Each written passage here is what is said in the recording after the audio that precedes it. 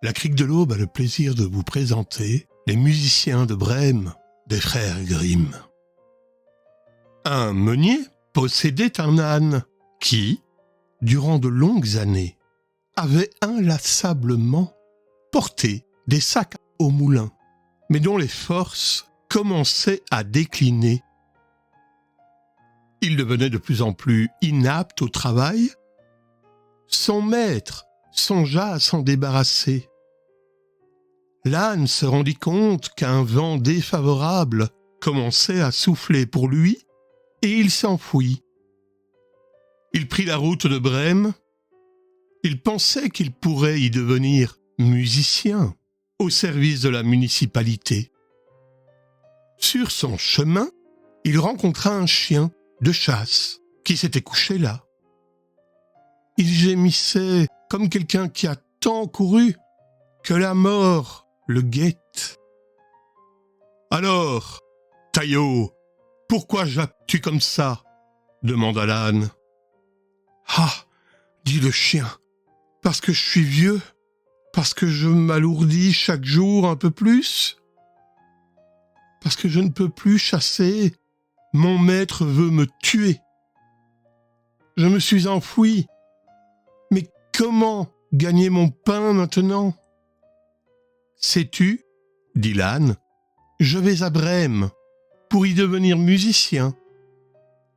Viens avec moi et fais-toi engager dans l'orchestre municipal. Je jouerai du luth et toi de la timbale. » Le chien accepta avec joie et ils repartirent de compagnie.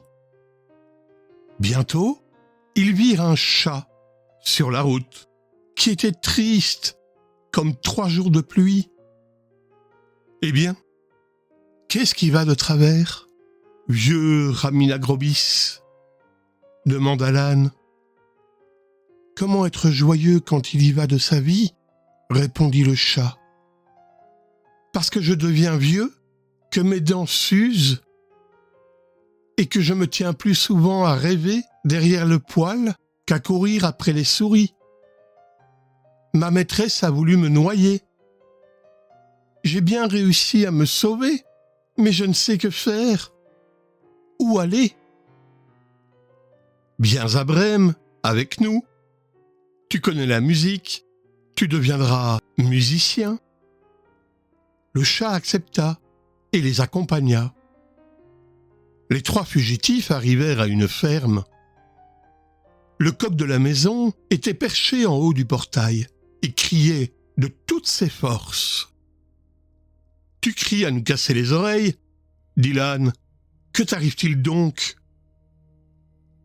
J'ai annoncé le beau temps, » répondit le coq, « parce que c'est le jour où la Sainte Vierge lave la chemise de l'enfant Jésus et va la faire sécher.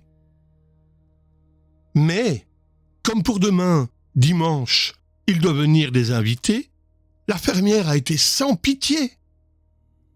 Elle a dit à la cuisinière qu'elle voulait me manger demain, et c'est ce soir qu'on doit me couper le cou.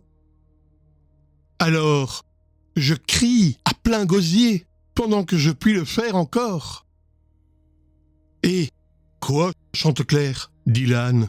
« Viens donc avec nous. Nous allons à Brême. Tu trouveras n'importe où quelque chose de préférable à ta mort. Tu as une bonne voix, et si nous faisons de la musique ensemble, ce sera magnifique. » Le coq accepta ce conseil, et tous 4 se remirent en chemin. Mais il ne leur était pas possible d'atteindre la ville de Brême en une seule journée. Le soir, ils arrivèrent près d'une forêt où ils se décidèrent à passer la nuit. L'âne et le chien se couchèrent au pied d'un gros arbre. Le chat et le coq s'installèrent dans les branches. Le coq monta jusqu'à la cime.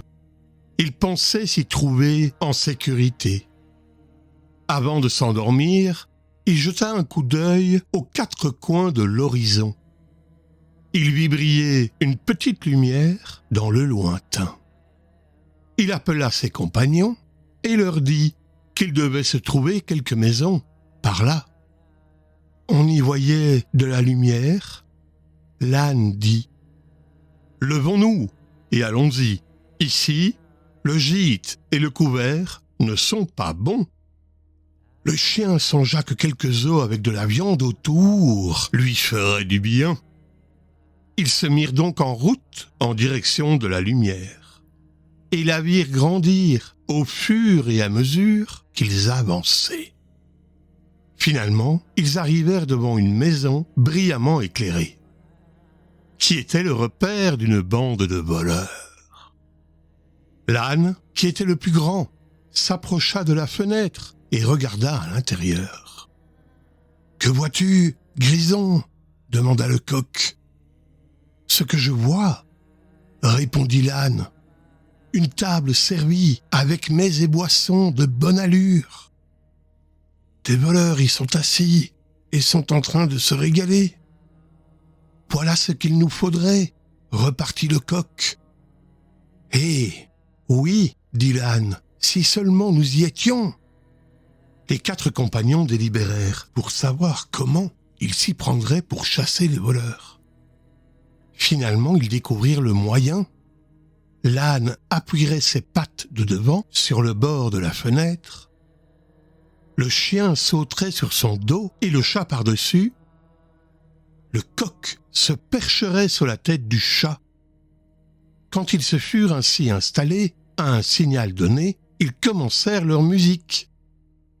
L'âne braillait, le chien aboyait, le chat miaulait et le coq chantait.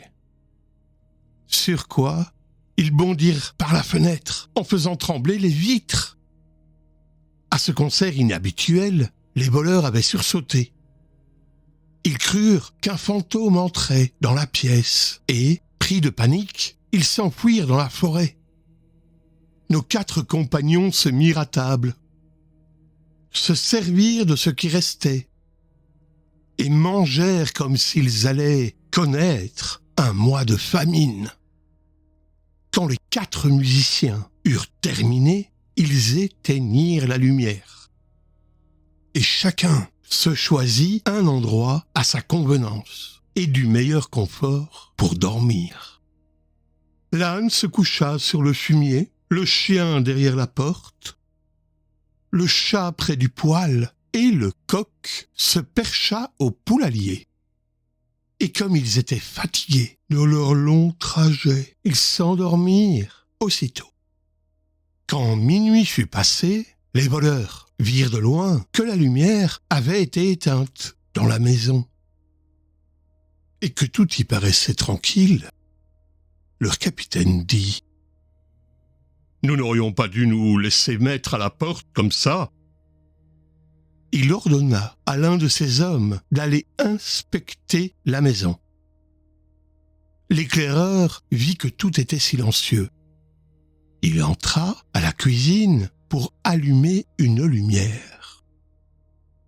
Voyant les yeux du chat brillants comme des braises, il en approcha une allumette et voulut l'enflammer. Le chat ne comprit pas la plaisanterie et, crachant et griffant, lui sauta au visage.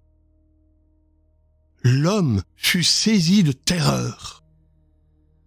Il se sauva et voulut sortir par la porte de derrière. Le chien, qui était allongé là, bondit et lui mordit les jambes. Et quand le voleur se mit à courir à travers la cour, passant par-dessus le tas de fumier, l'âne lui expédia un magistral coup de sabot. Le coq, que ce vacarme avait réveillé et mis en alerte, cria du haut de son perchoir « Cocorico !» Le voleur s'enfuit aussi vite qu'il le pouvait vers ses camarades et dit au capitaine « Il y a dans la maison une affreuse sorcière qui a soufflé sur moi et m'a griffé le visage de ses longs doigts. Devant la porte, il y avait un homme avec un couteau. Il m'a blessé aux jambes. Dans la cour, il y a un monstre noir. Il m'a frappé avec une massue de bois. Et sur le toit, il y avait un juge de paix qui criait « Qu'on m'amène le coquin !» J'ai fait ce que j'ai pu pour m'enfuir. À partir de ce moment-là, les voleurs n'osèrent plus retourner à la maison. Quant aux 4 musiciens le Brême, ils s'y plurent tant qu'ils y restèrent. Le dernier qui me l'a raconté en fait encore des gorges chaudes.